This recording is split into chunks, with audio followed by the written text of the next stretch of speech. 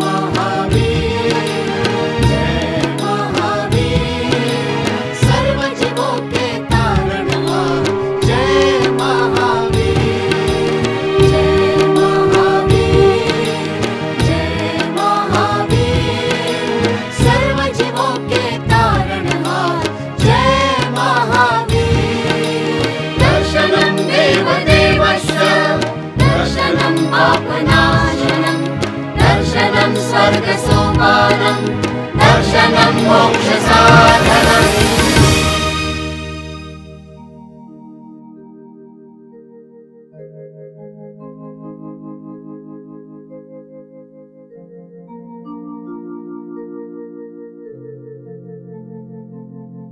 अर्हन्तो भगवन्त इन्द्रमहिता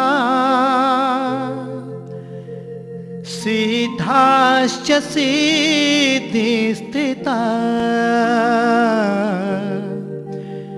आचार्यो जिनशासनो नक्तिकरा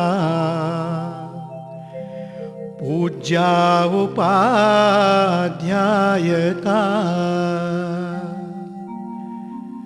श्री सिद्धांत सुपाठका मुनिवरा रत्नत्रया राधका पंचैते परमेष्टिनः प्रतिदिनं कुर्वन्तु वो मंगलम्।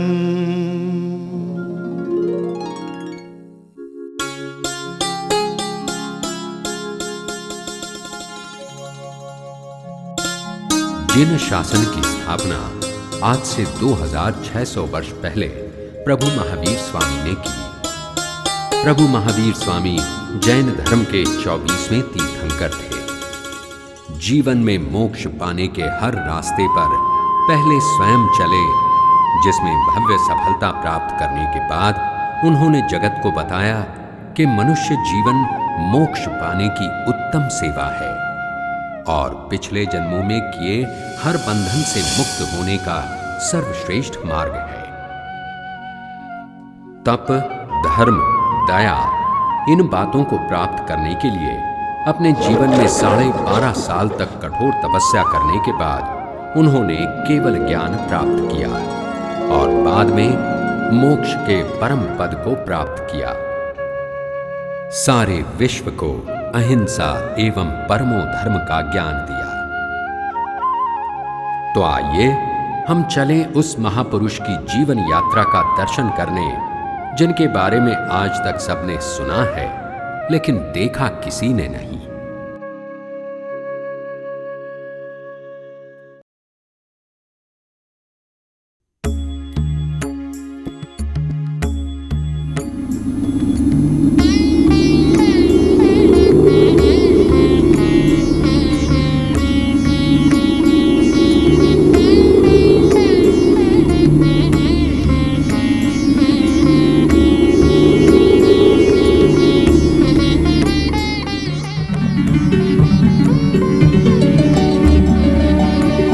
प्रभु महावीर स्वामी ने अपने 27वें जन्म में तीर्थंकर पद प्राप्त करके मोक्ष प्राप्त किया। अपने 26वें जन्म में वे स्वर्ग देवता के रूप में पुष्पत्तर विमान से प्रयाण कर रहे थे, जहां नंदन पानी देव के हाथों उन्हें देव पद प्राप्त हुआ।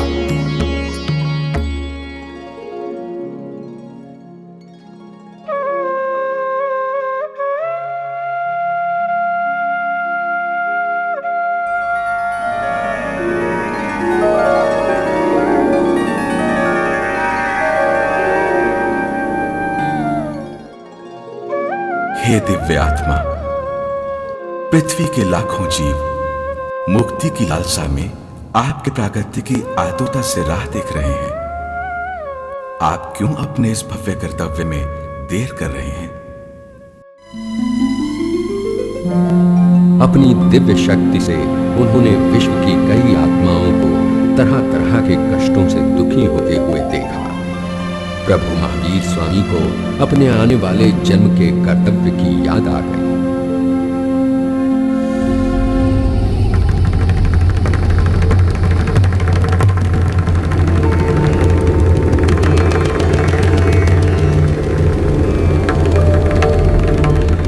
प्रभु महावीर स्वामी ने देवलोक से सीधे माता देवनंदा की गोद में गर्भ के रूप में प्रवेश किया।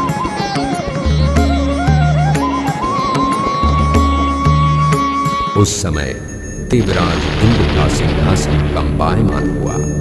देवराज इंद्र ने देखा कि प्रभु महावीर स्वामी ने ब्राह्मण कुल में देवनंदा की कोख में गर्भ के रूप में प्रवेश किया है। उन्होंने सोचा, ये तो एक तीर्थंकर की आत्मा है, उसे किसी क्षत्रिय कुल में जन्म लेना चाहिए। देवराज इंद्र ने अपने प्रिय सेवक देव हरिनंगावेशी की सहायता से देवनंदा और माता त्रिशूला की कोख में रहे गर्भ को फिर बदल करवा दिया।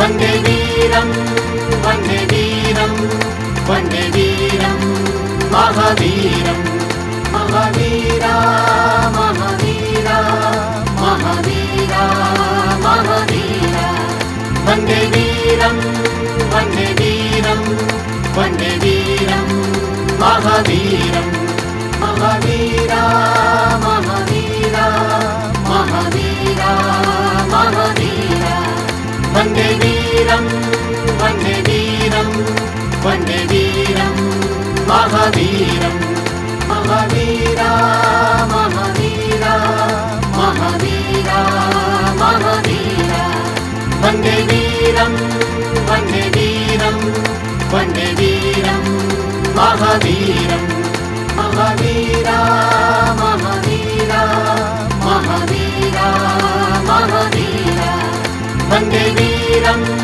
वन्दे वीरं वन्दे वीरं महावीरं महावीरा महावीरा महावीरा महावीरा वन्दे वीरं वन्दे वीरं वन्दे वीरं महावीरं महावीरा महावीरा महावीरा महावीरा वन्दे वीरं वन्दे वीरं वन्दे वीरं महावीरं वन्दे वीरं महावीरं वन्दे वीरं महावीरम्।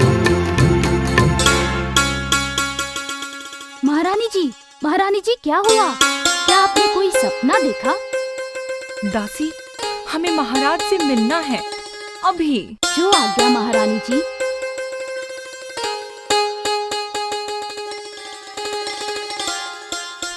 महाराज की जय हो। आपकी निद्रा में भंग के लिए क्षमा चाहता हूँ। महाराज, महारानी त्रिशला आपसे मिलना चाहती है। महारानी त्रिशला इस वक्त?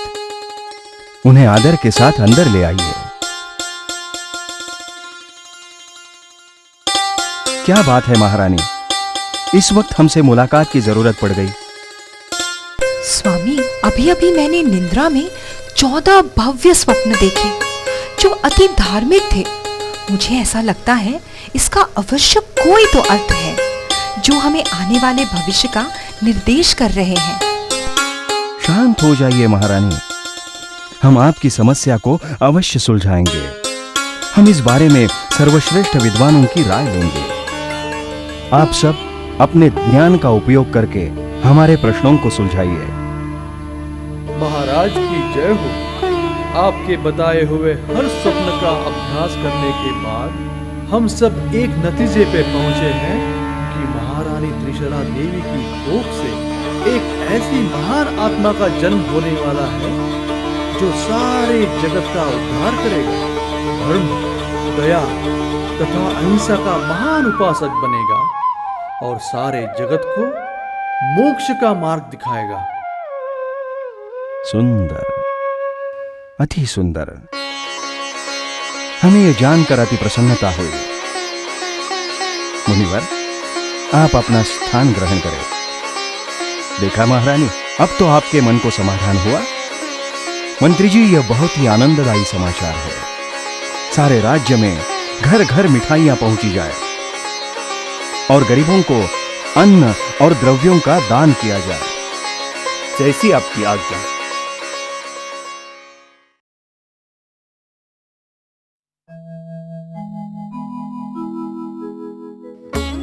जैसे एक काली अंधेरी रात में चंद्रमा धीरे धीरे अपनी सामान्य चमक पाता है, वैसे ही तीर्थंकर महावीर धीरे धीरे महारानी त्रिशला की कोख में बढ़ रहे हैं। माता त्रिशला अपनी कोख में पल रहे बच्चे की बहुत अच्छी तरह से देखभाल कर रही है और उसकी रक्षा कर रही है। वो अपने दर्द और अस्वस्थता को शांति एवं प्रसन्नता से सहन कर रही है। अंदर गर्भ में तीर्थंकर ये सोच रहे हैं कि उनके अवयवों के हिलने से माता को तकलीफ हो रही होगी। वे पृथ्वी पर केवल इसलिए जन्म ले रहे हैं ताकि किसी को कोई कष्ट न हो और वे सबकी भलाई करें। फिर वे गर्भ में होते समय माता को कष्ट कैसे दे सकते हैं? इसलिए वे माता के गर्भ में गतिहीन होकर लेटे रहे। गर्भ में प्रभु के हलन चलन बंद करने से माता त्रिशला चिंतित हो गईं। क्या बात है महारानी जी, आप इतनी चिंतित क्यों है? मुझे अपने गर्भ में कोई जलन महसूस नहीं हो रही है। मुझे बहुत चिंता हो रही है। लगता है महाराज को ये बात बतानी चाहिए। जो आज्ञा महारानी जी। महाराज, मुझे बहुत चिंता हो रही है। कुछ समय से मैं अपने गर्भ में कोई जलन महसूस नहीं कर रही हूँ। मुझे बच्चे की बहुत चिंता हो रही है। ऐसे अशुभ बात मत कहिए महारानी जी, कुछ दिन और इंतजार कीजिए। मुझे यकीन है चिंता करने लायक कोई बात नहीं होगी। महाराज और महारानी होने वाली संतान के प्रति चिंतित हैं, इसलिए पूरे राज्य में सन्नाटा छाया हुआ है। दरबार के सारे मनोरंजन बंद कर दिए गए हैं। कोई भी नाट्य या संगीत का कार्यक्रम पूरे राज्य में नहीं हो रहा है। चिड़ियों ने चहकना छोड़ दिया है, बच्चे खेल नहीं रहे हैं और पूरे राज्य में एक भी मुस्कुराता चेहरा नहीं दिख रहा है। ऐसा लग रहा है मानो पूरा विश्व ही शांत हो गया है। तीर्थंकर ने गर्भ में अपनी दिव्य शक्ति से ये अनुभव किया कि उनके माता पिता और राज्य की प्रजा उनकी चिंता में दुखी और कष्टी हो गए हैं। उन्हें ये प्रतीत हुआ कि माता की पीड़ा दूर करने के उनके प्रयास ने विपरीत प्रभाव किया है। उनकी माता और अधिक पीड़ा में आ गई हैं। इसलिए गर्भ के भीतर तीर्थंकर ने धीरे धीरे इस तरह चलन शुरू किया जैसे झील में मछली हलचल करती है। वो जिंदा है महाराज, वो जिंदा है। मैं इसे महसूस कर सकती हूँ। हे भगवान, तुझे शत शत प्रणाम।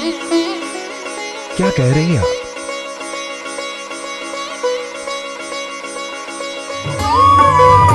ये समाचार सारे राज्य में फैल गए और चारों तरफ उत्सव का वातावरण पुनः स्थापित हो गया।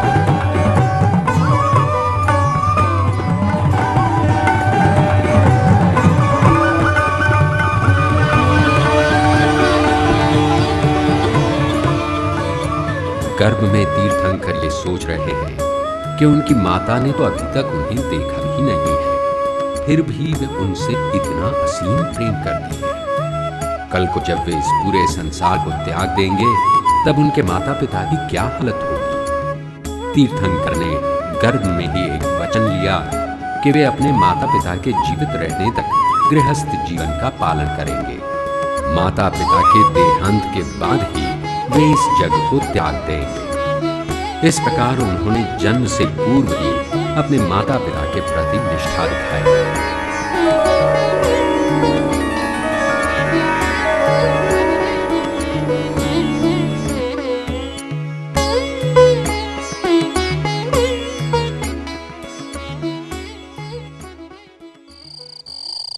दिन बीत रहे थे।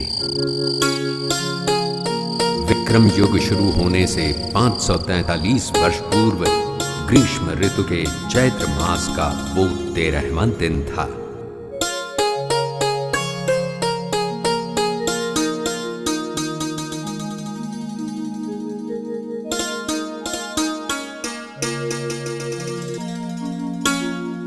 मध्यरात्रि के समय जब तारामंडल में हस्तोतरा उभर रहा था, तब गर्भ ने 9 महीने 7 दिन पूरे किए थे। महारानी त्रिशला ने उस समय एक बालक को जन्म दिया।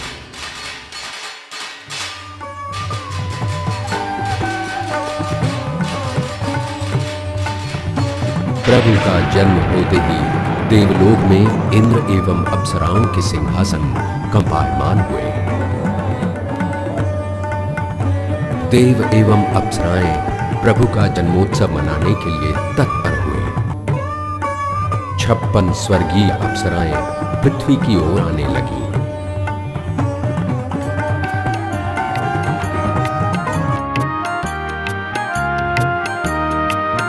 एक जन्यो राज दुलारो दुनिया नो तारण हारो।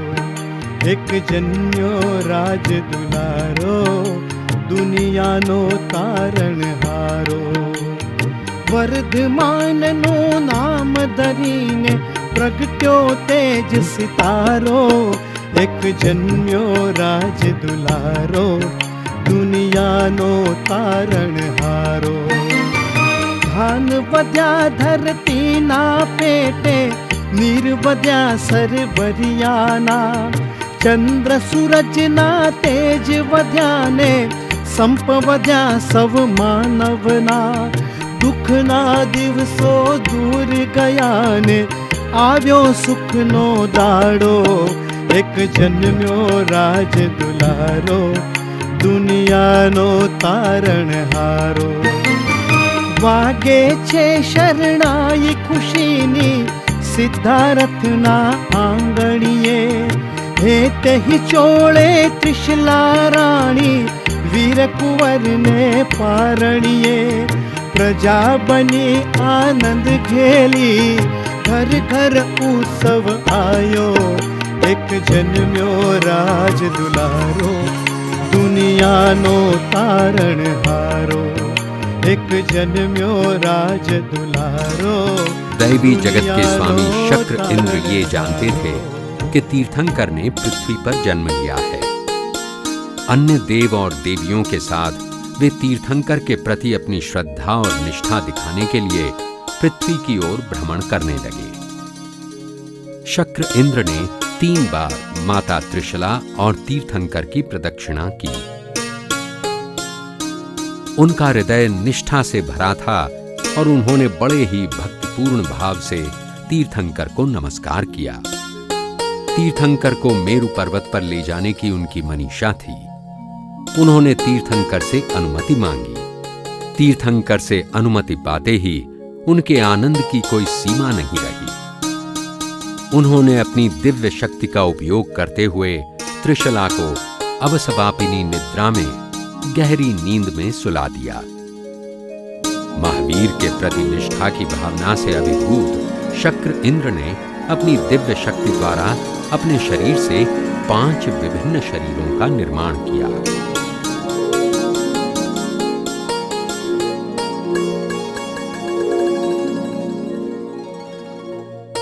पहले शरीर से उन्होंने बालक को अपने हाथ में उठाया। दूसरे 2 शरीरों से हवा करना शुरू किया। चौथे शरीर से उन्होंने बालक को धूप से बचाने के लिए उसके ऊपर छाता धर लिया और 5वें शरीर से वे अपने हाथों में गड़गड़ाहट पकड़कर इस यात्रा के अग्रभागी रहकर उसे आगे बढ़ाने लगे। शक्र इंद्र और अन्य देवी देवताओं को तीर्थंकर के शुद्धिकरण के धार्मिक कार्य में शामिल होने का अवसर मिला। उन्हें तीर्थंकर की निष्ठापूर्वक सेवा करने का भी ईर्ष्यापूर्वक अवसर मिला।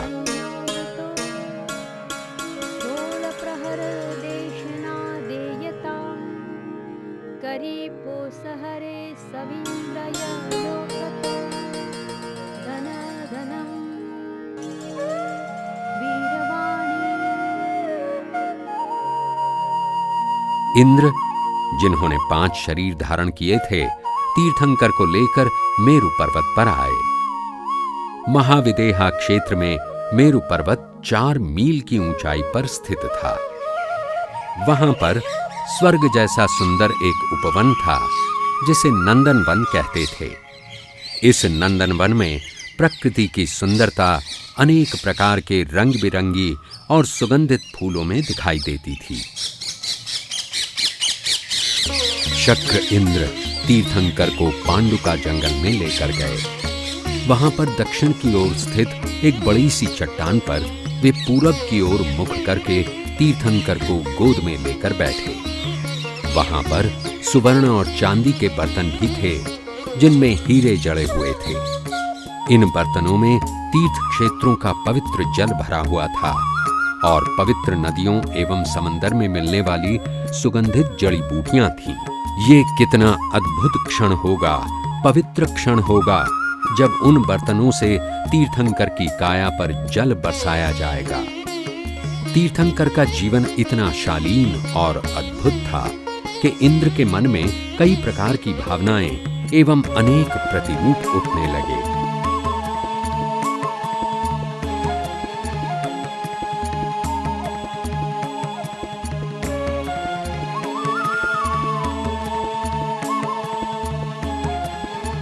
एक बालक होते हुए भी तीर्थंकर को ये तुरंत पता चल गया कि इंद्र के मन में कुछ विचार उठ रहे हैं। उन्होंने अपने दाहिने पांव की उंगली मेरु पर्वत पर दबाई, जिससे पर्वत में अचानक जोरों की आवाज हुई।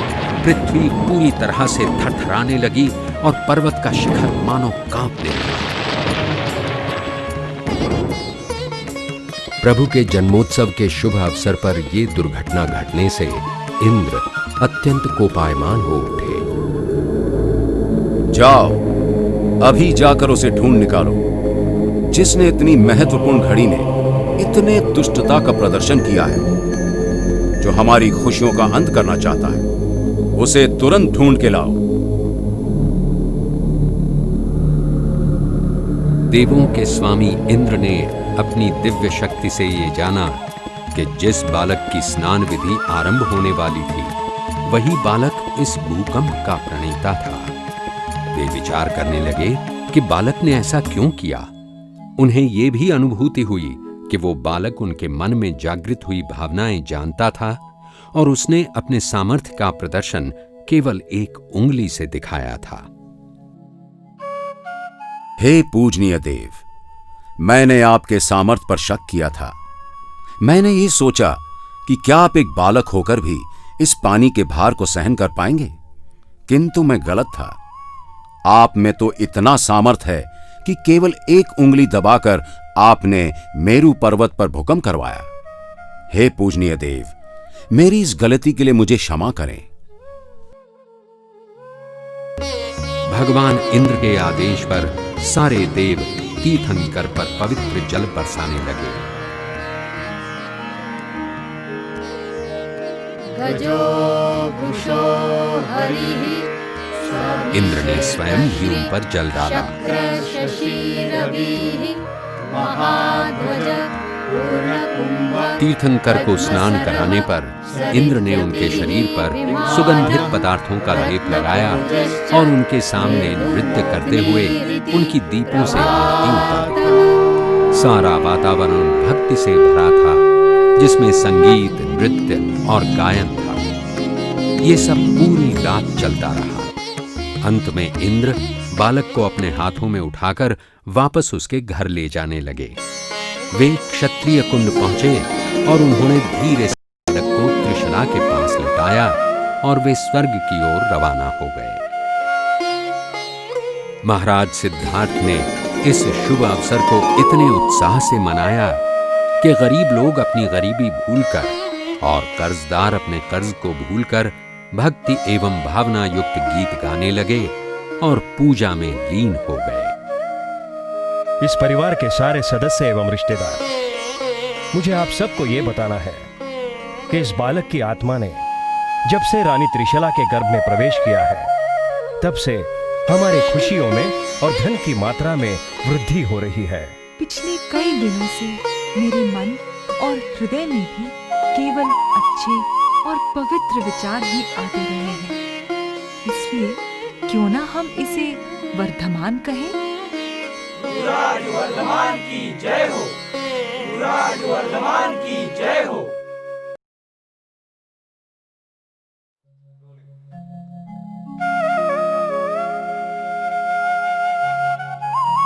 वर्धमान बड़े हो रहे थे। उनके शौर्य और साहस की कथाएं इंद्र दरबार में चर्चा का विषय बन चुकी थीं। वर्धमान एक निर्भय, साहसी और सशक्त युवक बन गए हैं। उनकी निर्भयता, उनका साहस और उनकी बुद्धिमत्ता अद्वितीय है। मैंने आज तक उनके जैसा कोई नहीं देखा। देवलोक में कई देवता वर्धमान की ईर्ष्या करते थे। उनमें से एक देवता ने वर्धमान को डराकर उनकी पराजय करने का निर्णय किया। 8 साल के वर्धमान एक दिन नगर के बाहर अपने मित्रों के साथ अंबा पिपली खेल रहे थे।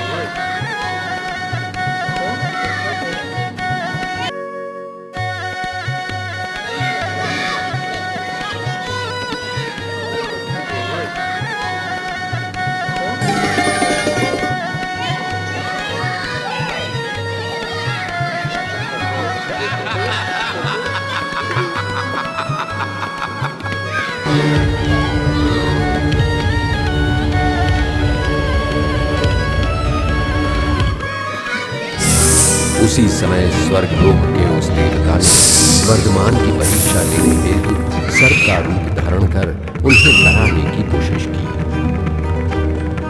सब बच्चे डर के मारे इधर उधर भागने लगे। कुछ बच्चे पेड़ पर चढ़ गए।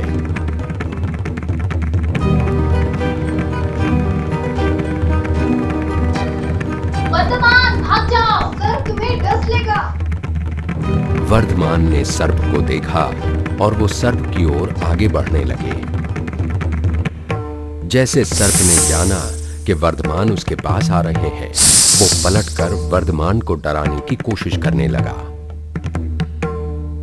वर्धमान ने उसे पूंछ से पकड़कर ऐसा घुमाया कि जैसे कोई रस्सी को घुमा रहा हो और फिर उसे दूर फेंक दिया। चलो आओ, हमारा खेल वापस शुरू करें।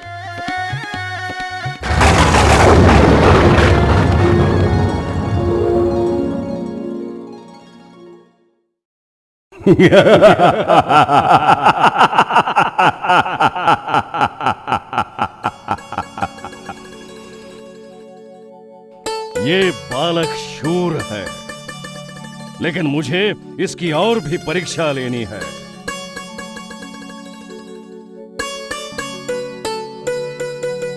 वर्धमान और उनके मित्र अब दूसरा खेल खेल रहे थे। उस देवता ने एक 8 साल के बच्चे का रूप धारण किया और वो उनके साथ खेल में शामिल होने आए। हे मित्रों, मैं अपने चाचा के गांव जा रहा हूँ। क्या मैं आप लोगों के साथ थोड़ी देर खेल सकता हूँ?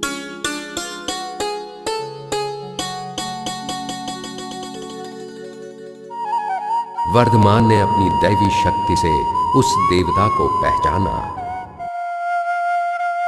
ठीक है मित्र, तुम हमारे साथ खेल सकते हो, लेकिन तुम्हें पारी लेनी होगी। जरूर, मैं तैयार हूँ।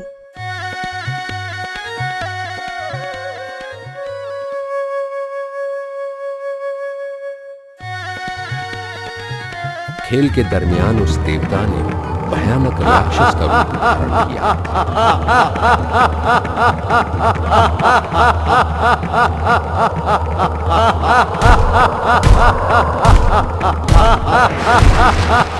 ये तो महावीर थे। वर्धमान ने अपनी अपार शक्ति दिखानी शुरू की। वर्धमान ने राक्षस को अपनी शक्ति का परिचय दिया और राक्षस को धराशायी कर दिया। देवता अपने असल स्वरूप में प्रकट हुए और वर्धमान से क्षमा मांगने लगे। मुझे माफ करो, माफ करो, मुझे छोड़ दो। मैं आपको समझ न सका। आपकी शक्ति अपरंपार है। दंड केवल इसलिए किया जाता है कि जिसने गलती की है उसे गलती का एहसास दिलाया जाए। तुम्हें गलती का एहसास हो गया है। देवों के दरबार में उस देव ने वर्धमान के अपरिमित सामर्थ्य एवं शक्ति की पूरी कथा सुनाई। मेरे पास जितनी शक्ति है उससे कई गुना ज्यादा शक्ति वर्धमान के पास है। वर्धमान केवल शूर और साहसी नहीं, बल्कि वे एक वीर हैं। इसीलिए आज से वे एक वीर या महावीर के नाम से जाने जाएंगे। तीर्थंकर महावीर की जय हो, तीर्थंकर महावीर की जय हो।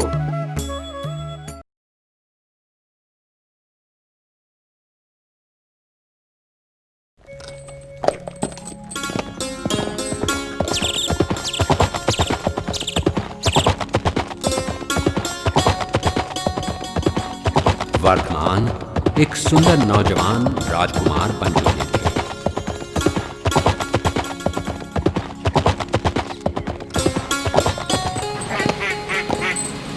जियो और जीने दो के सिद्धांत के साथ अपने जीवन पथ पर आगे चल रहे थे।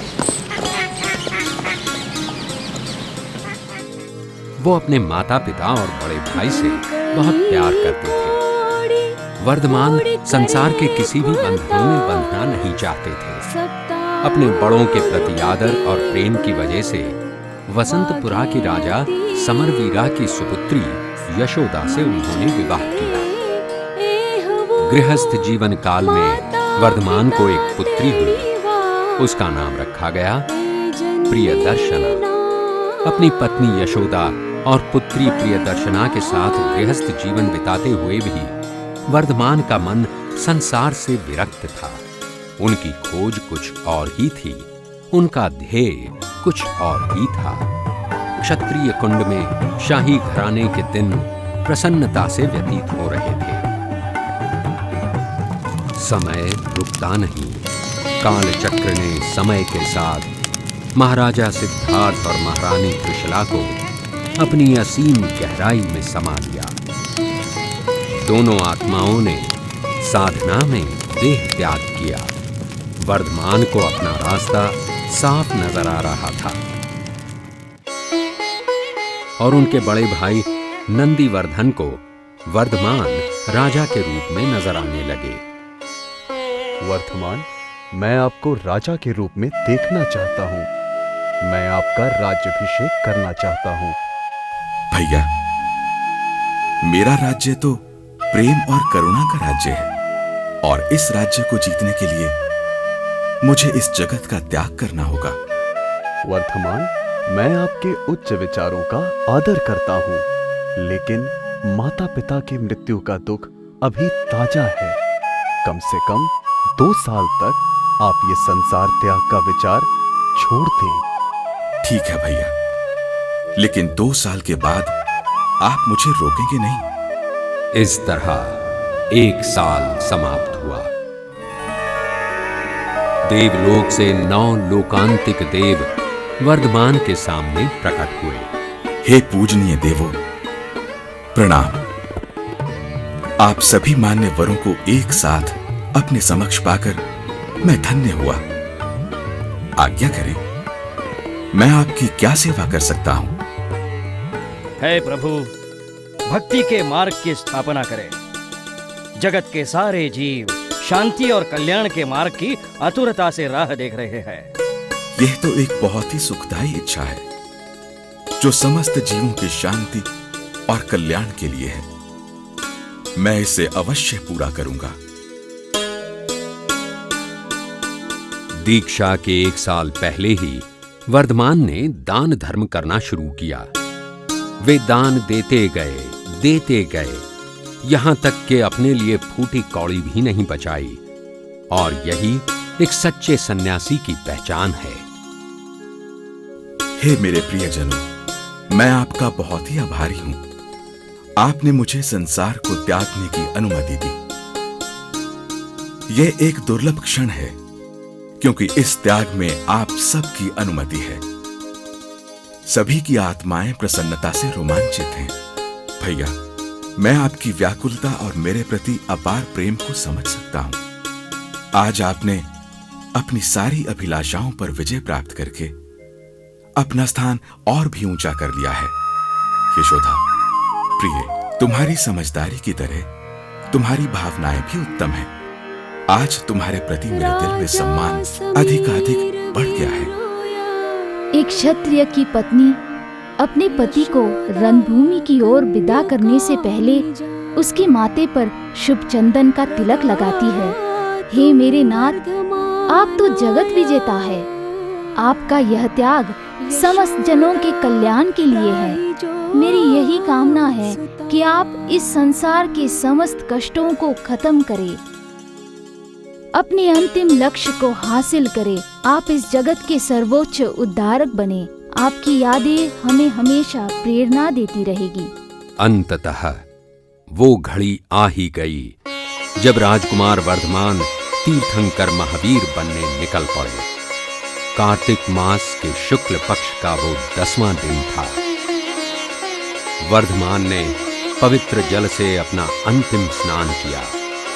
उन्हें चंदन का सुगंधित लेप लगाया गया। दैवी फूलों से बनी मालाएं उनके गले में पहनाई गईं। सफेद वस्त्र में हीरे जवाहरात से सजे हुए महावीर इतने सुंदर लग रहे थे कि सब उनको बिना पलक झपकाए निहार रहे थे। प्रासाद के बाहर चंद्रप्रभा पालकी तैयार खड़ी थी। बड़ी मात्रा में देवी देवताएं एवं हजारों लोग इस शुभ अवसर पर उपस्थित थे। स्वयं इंद्र भगवान और अन्य देवताओं ने मिलकर पालकी को उठाया। ये शानदार शोभा यात्रा, जिसमें हजारों की मात्रा में लोग, देवी देवताएं और कई प्राणी शामिल थे, आगे बढ़ने लगी और अंत में नगर की सीमा पर स्थित नतक वंदना बाग में पहुंची।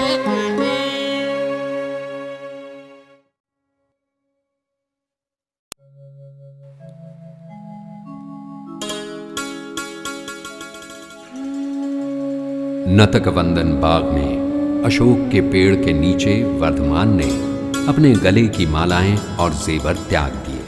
उन्होंने अपनी उंगलियों से अंगूठियां निकाली, माथे पर से मुकुट उतारा, कानों से कुंडल निकाले, बाजुओं से बाजूबंद उतारे, गले से मालाएं उतारी। उनके कुलवंश की आदरणीय स्त्री इक्ष्वाकु ने वहां पर आकर सारे जेवर समेटकर एक सफेद रेशमी वस्त्र में बांधे। हे राजकुमार, धन्य हो, आपका परिवार धन्य है, आपकी वंश परंपरा धन्य है, धन्य है आपके निर्मल हृदयी माता पिता।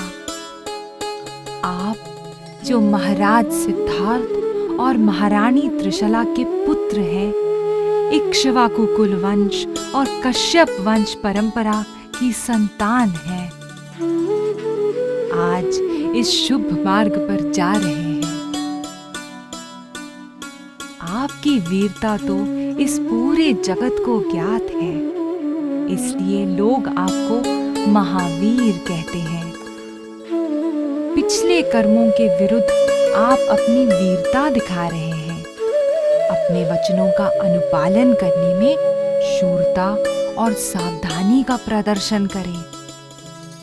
मैं आपसे अधिक क्या कहूं? आप तो सर्वज्ञानी हैं। मैं आपको क्या सलाह दूं, जबकि आप स्वयं पूर्ण ज्ञान का सागर हैं। भगवान महावीर ने 2 दिन उपवास रखने का वचन लिया।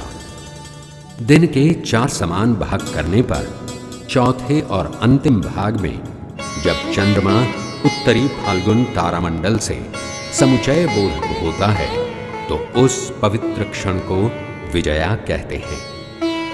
महावीर ने इस क्षण में अपने ही हाथों से अपने सिर के बाल और अपनी दाढ़ी मूछें केवल 5 मुट्ठियों में भरकर निकाले। समस्त जगत को नमस्ते कर महावीर ने एक साधु का जीवन अपनाया और अपने जीवन काल का सबसे कठोर वचन लिया। मैं ये प्रतिज्ञा लेता हूं कि मैं आजीवन समचित्तता का आध्यात्मिक अभ्यास करूंगा और आत्मा को मलिन करने वाली सारी आदतों को छोड़ दूंगा। प्रभु महावीर के दीक्षा ग्रहण करने पर वातावरण प्रसन्नता से भर गया। सारे संसार में मानो परम सुख की एक लहर सी दौड़ गई। हे महावीर, आज ये तीनों जग धन्य हुए। धन्य हुआ आज ये पूरा मानव समाज। आज 24वें तीर्थंकार के पवित्र दीक्षा के इस अवसर पर मैं आपको आपका शरीर ढकने के लिए ये वस्त्र देवदुष्य प्रदान करता हूं। कृपया आप इसे अपनाकर मुझे धन्य करें। महावीर जन्म से ही 3 प्रकार के ज्ञानों से अवगत थे। अब वे चौथे प्रकार के ज्ञान से भी अवगत हुए, जिससे वे दूसरों के मन की बात पढ़ने लगे। प्रभु महावीर की दीक्षा के शुभ अवसर पर मानव समुदाय के साथ साथ स्वर्गलोक के देवता भी बड़ी मात्रा में सम्मिलित हुए। थंकर महावीर के बड़े भाई राजा नंदिवर्धना उन्हें विदा करने आए।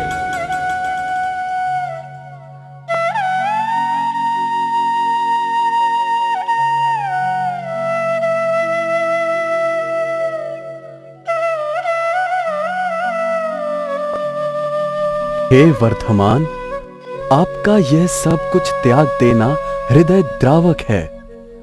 आपने इस मोक्ष की यात्रा पर पहला कदम उठाया है। आप इस यात्रा में पूरी तरह से अकेले हैं।